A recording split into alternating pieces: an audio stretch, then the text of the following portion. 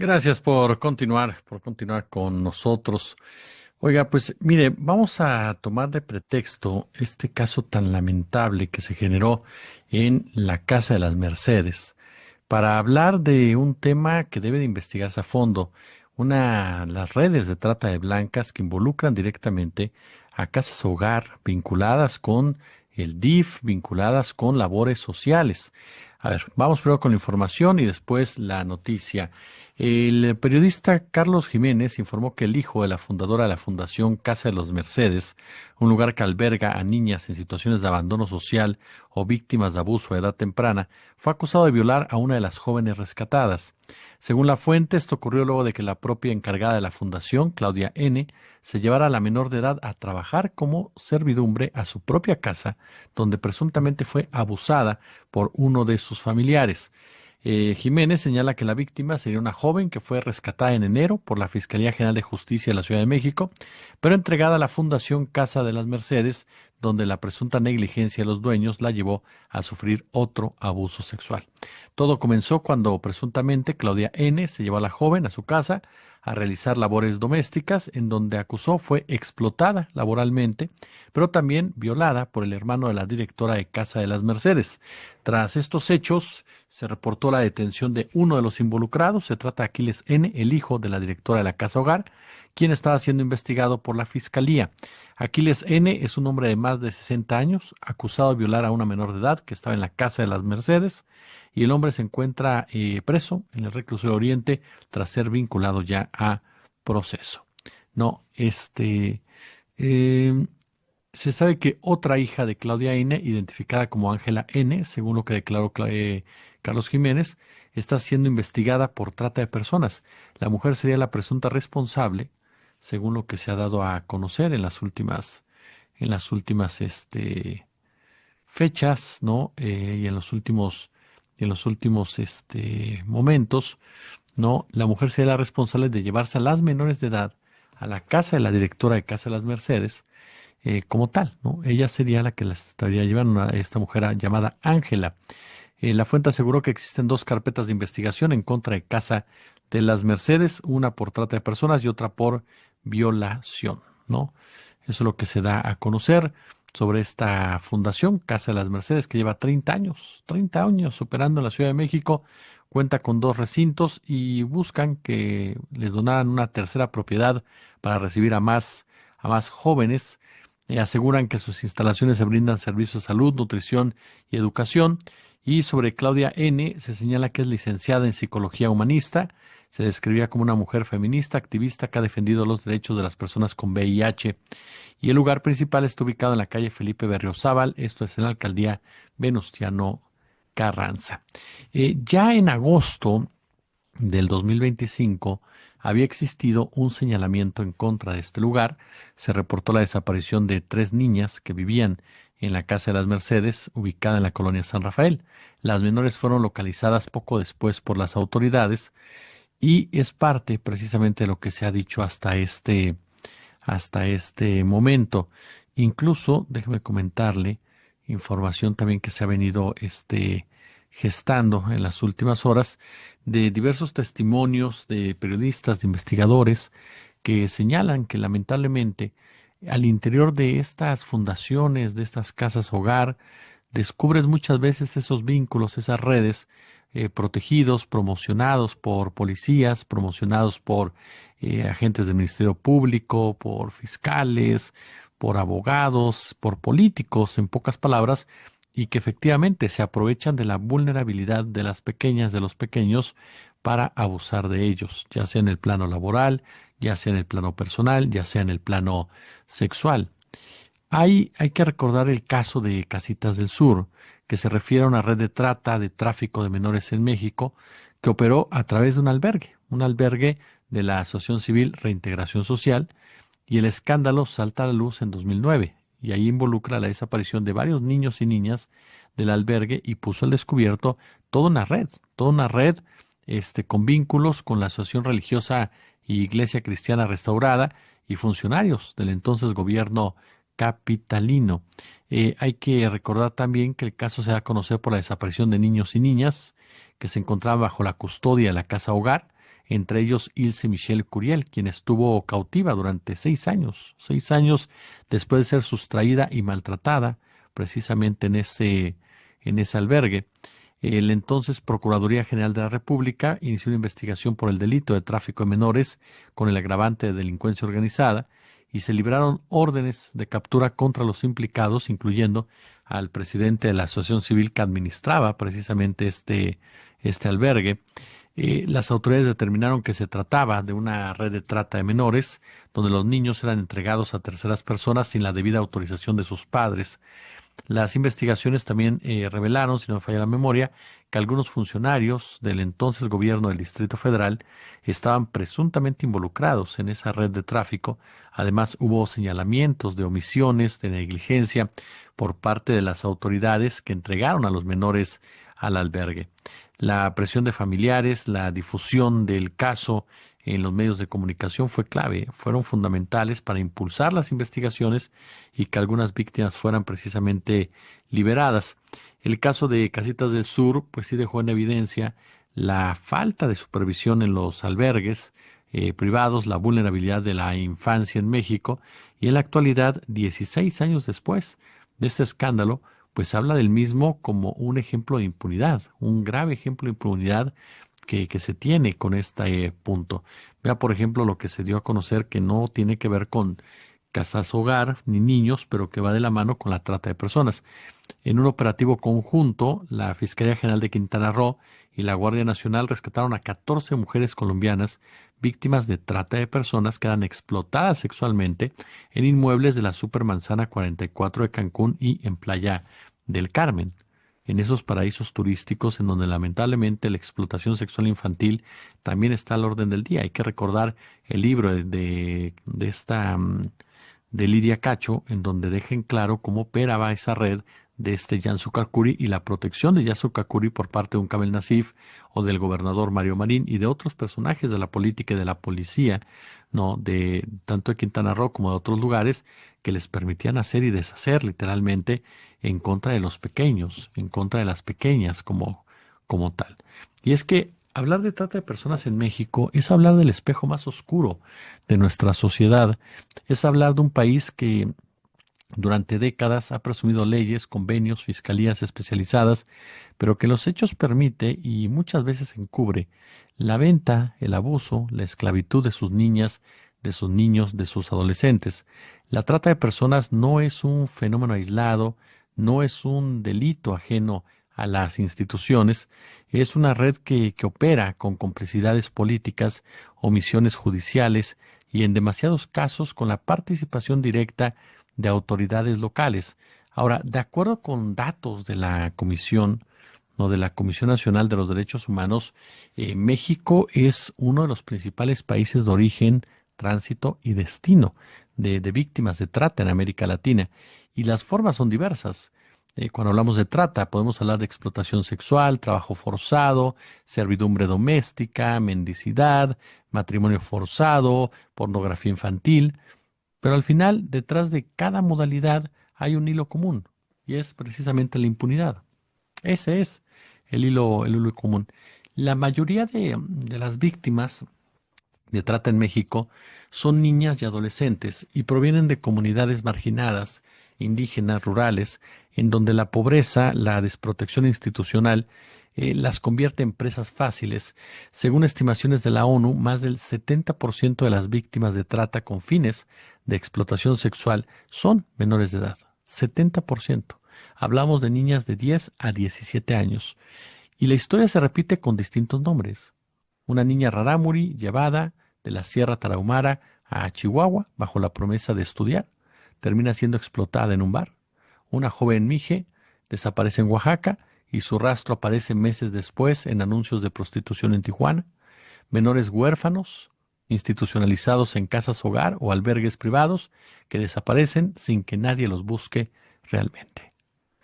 Las casas hogar, muchas de ellas operadas por organizaciones religiosas o fundaciones privadas, deberían de ser espacios de protección, deberían de ser espacios de cuidado.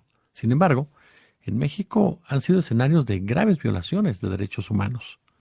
Y ejemplos hay para arriba. Ya le ponía el caso de Casitas del Sur, pero el caso del Hogar Virgen de la Asunción en Guatemala, por ejemplo, fue un ejemplo palpable, ajá, de lo que pasa a nivel internacional. Encendió las alarmas internacionales, pero México tiene sus propios horrores. Por ejemplo, en 2017 se denunció la red de trata descubierta en el albergue La Gran Familia. ¿Usted se acuerda de este caso? En Zamora, Michoacán, dirigida por Rosa Verduzco, conocida como Mamá Rosa. Durante años, esa institución recibió apoyo oficial, donaciones empresariales, visitas de funcionarios, mientras dentro del albergue se cometían abusos sexuales, explotación laboral y desapariciones.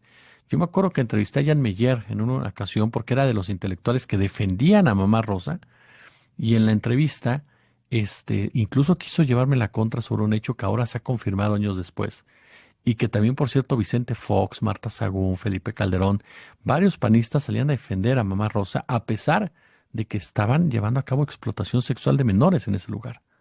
No, ya le hablaba precisamente del caso de Casitas del Sur.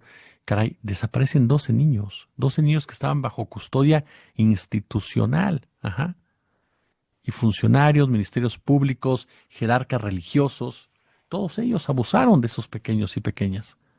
Otro caso que, como le decía hace un momento, está impune.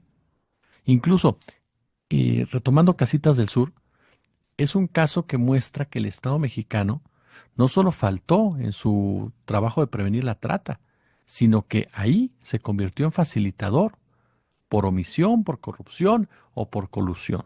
Pero eso ocurrió con el caso Casitas del Sur. Ahora, la trata de personas requiere infraestructura, requiere protección, requiere dinero. Y esas tres cosas no se sostienen sin la participación o la vista gorda de autoridades. En diversos estados, por eso le ponía el caso también de Quintana Roo, se ha documentado cómo policías municipales, agentes ministeriales e incluso funcionarios de procuradurías han protegido a proxenetas, a madrotas o dueños de bares, a centros nocturnos donde se explota a menores, aquí mismo en el centro de la Ciudad de México. En Tlaxcala, por ejemplo, operan desde hace décadas redes de tratantes, ajá, que trafican con mujeres y adolescentes hacia Puebla, Veracruz y la Ciudad de México. Y no pasa nada. Municipios como Tenancingo, por ejemplo, son conocidos internacionalmente como cunas de proxenetas. Y aunque hay operativos y hay discursos oficiales, perdón, la estructura criminal sigue intacta. ¿Por qué? Porque el poder político local depende en parte de esos grupos o forma parte de esos grupos. Y a esto se suma la manipulación judicial, las investigaciones que nunca se concluyen, las carpetas que se extravían, los testigos intimidatorios o víctimas revictimizadas. Y la trata no es solamente un delito sexual, es una industria criminal multimillonaria. El crimen organizado la ha integrado a sus finanzas, al lado, por supuesto, del narcotráfico, de la extorsión, del tráfico de migrantes, y los cárteles usan la trata para obtener información, someter comunidades y lavar dinero. En estados como Veracruz, Guerrero y Quintana Roo se ha documentado la participación de grupos delictivos en el control de bares, en centros de entretenimiento, en donde se prostituye a menores. En Cancún, en Playa del Carmen, la explotación sexual de niñas migrantes de Centroamérica ocurre a plena luz del turismo internacional. Por eso le ponía este tema de Cancún y Playa del Carmen, pero no solamente son mujeres, son niñas, son niños, y muchas son de Centroamérica o de nuestro país, del sur de nuestro país. Por supuesto, los huérfanos y huérfanas, imagínense, pierden a sus padres, los abandonan, los matan, y ellos quedan solos y solas. Nadie lucha por ellos, nadie pelea por ellos, nadie alza la voz por ellos. Y por eso son víctimas de este tipo de brutalidades. Los pueblos indígenas también, ¿no? La marginación, la falta de educación, el racismo estructural los dejan sin defensa propia ante las redes de reclutadores. Por ejemplo, en Chiapas, en Oaxaca, en Guerrero, decenas de niñas indígenas son engañadas con promesas de trabajo doméstico en ciudades turísticas para terminar en prostíbulos clandestinos, ¿no? O de plano en cadenas de explotación laboral. Los menores huérfanos, insisto, institucionalizados o en situación de calle, también son carne de cañón, reitero. No tienen quien los busque, pues, quien los reclame, ni quien los defienda. Son invisibles. Y en esa invisibilidad encuentran los tratantes su terreno más fértil. México carga, y fíjese, este último punto, perdón que regrese tanto a él, pero ¿usted ha visto Los Olvidados? Bueno, Los Olvidados hay una escena en donde a uno de los protagonistas un señor se lo quiere llevar, precisamente, ¿no? Para abusar de él. Ahora, México carga con una doble moral. ¿Por qué? Porque se condena la pedofilia en el discurso, pero se consume en silencio. En redes sociales, foros clandestinos, páginas pornográficas, se comparte material sexual de menores sin que haya una política digital efectiva para detenerlo. La sociedad en general se ha acostumbrado a mirar hacia otro lado. Los medios tradicionales solo retoman los casos más escandalosos, pero rara vez se investiga la estructura económica, la estructura política que permite precisamente este tipo de hechos. Hechos de esta naturaleza que no son solo delitos individuales, son crímenes de Estado y representan el colapso moral e institucional de un país que no puede o no quiere proteger a su infancia. Y cada menor explotado es una muestra de que la justicia mexicana ha sido comprada o sometida. La trata de personas es, en esencia, si me lo permite, una forma moderna de esclavitud. En México tiene un componente aún más perverso, que es la hipocresía. ¿Por qué? Porque, vuelvo a lo mismo, nos podemos llenar la boca de muchas cosas y, sin embargo, las mismas fiscalías encubren a proxenetas, el Congreso minimiza el tema, los medios callan por conveniencia. La erradicación de la trata por eso no pasa solo por leyes, pasa por desmantelar, esas redes de poder que le están sosteniendo, ¿no? Significa ver la verdad, mirar directamente la verdad y exigir que eso termine. Pulgares arriba, como siempre un gusto, como siempre un placer. Aquí estudia Marsilio de Padua, antes de trasladarse a París a comienzos del siglo XIV. En París se convierte en catedrático y rector de la universidad. Bajo la máscara de honradez y decoro, el papado es tan peligroso para el género humano que allá donde no se le ponga freno, causará perjuicios muy graves a la civilización y a la patria. Bajo la máscara de honradez y decoro, el papado es tan peligroso para el género humano que allá donde no se le ponga freno, causará perjuicios muy graves a la civilización y a la patria. Bajo la máscara de honradez y decoro, el papado es tan peligroso para el género humano que allá donde no se le ponga freno, causará perjuicios muy graves a la civilización y a la patria. Hermanos, lo que hacen en vida resuena en la eternidad. La Cueva del Diablo está a 40 minutos de Catemaco. En el camino pudimos platicar con Félix Oseguera, otro brujo muy respetado que ha trabajado con políticos como el actual gobernador de Veracruz, Javier Duarte, el expresidente Vicente Fox y el exsenador Diego Fernández de Ceballos. La política y la brujería en México tienen una larga historia. Según el libro Los Brujos del Poder de José Gil Olmos, varios presidentes de México, como Miguel de la Madrid, Carlos Salinas de Gortari y Enrique Peña Nieto, también han venido a pedir ayuda con su carrera política. ¿Cuáles son los...? La Cueva del Diablo está a 40 minutos de Catemaco. En el camino pudimos platicar con Félix Oseguera, otro brujo muy respetado que ha trabajado con políticos como el actual gobernador de Veracruz, Javier Duarte, el expresidente Vicente Fox y el exsenador Diego Fernández de Ceballos. La política y la brujería en México tienen una larga historia. Según el libro Los Brujos del Poder de José Gil Olmos, varios presidentes de México, como Miguel de la Madrid, Carlos Salinas de Gortari y Enrique Peña Nieto, también han venido a pedir ayuda con su carrera política. ¿Cuáles son los...? La Cueva del Diablo está a 40 minutos de Catemaco. En el camino pudimos platicar con Félix Oseguera, otro brujo muy respetado que ha trabajado con políticos como el actual gobernador de Veracruz, Javier Duarte, el expresidente Vicente Fox y el exsenador Diego Fernández de Ceballos. La política y la brujería en México tienen una larga historia. Según el libro Los Brujos del Poder de José Gil Olmos, varios presidentes de México, como Miguel de la Madrid, Carlos Salinas de Gortari y Enrique Peña Nieto, también han venido a pedir ayuda con su carrera política. ¿Cuáles son los...? La Cueva del Diablo está a 40 minutos de Catemaco. En el camino pudimos platicar con Félix Oseguera, otro brujo muy respetado que ha trabajado con políticos como el actual gobernador de Veracruz, Javier Duarte, el expresidente Vicente Fox y el exsenador Diego Fernández de Ceballos. La política y la brujería en México tienen una larga historia. Según el libro Los brujos del poder de José Gil Olmos, varios presidentes de México, como Miguel de la Madrid, Carlos Salinas de Gortari y Enrique Peña Nieto, también han venido a pedir ayuda con su carrera política. ¿Cuáles son los...? La Cueva del Diablo está a 40 minutos de Catemaco.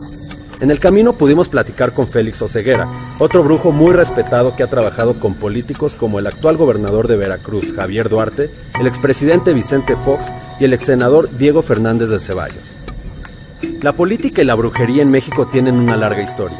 Según el libro Los brujos del poder de José Gil Olmos, varios presidentes de México, como Miguel de la Madrid, Carlos Salinas de Gortari y Enrique Peña Nieto, también han venido a pedir ayuda con su carrera política. Y apresurarme. Iré a la ópera, La condenación de Fausto. El hombre que vende su alma al diablo y termina llorando, lo usual en esos arreglos. Y apresurarme. Iré a la ópera, La condenación de Fausto. El hombre que vende su alma al diablo y termina llorando, lo usual en esos arreglos. Y apresurarme. Iré a la ópera, La condenación de Fausto. El hombre que vende su alma al diablo y termina llorando, lo usual en esos arreglos. Y apresurarme. Bueno, mientras tanto, ya que estamos de fiesta, un mensaje para todos los fachos de parte de AMLO. Ay, no es cierto. Sí, un mensaje para los fachos de parte de AMLO.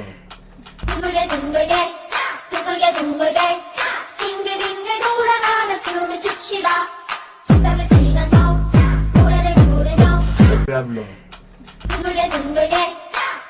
둥글게